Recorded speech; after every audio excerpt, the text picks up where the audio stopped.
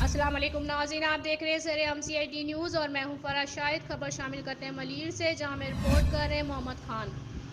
ان کا کہنا PTI کے MNA سیف الرحمان کے بھائی کے پٹرول کے پیسے مانگنے پر پٹرول پمپ کے ملازمین پر تشدد، ملزم گرفتار۔ تفصیلات کے مطابق تھانہ سچل ڈسٹرکٹ ملیر کے حدود میں قائم پٹرول پمپ سے PTI کے MNA سیف الرحمان کے بھائی طارق نے اپنی گاڑی میں پٹرول ڈلوایا۔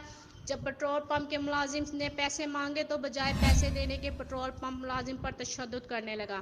اس واقعے کی خبر سچل پولیس دی گئی، جس پر SHO سچل نے فوری کارروائی کرتے ہوئے ملزم کو گرفتار کر لیا۔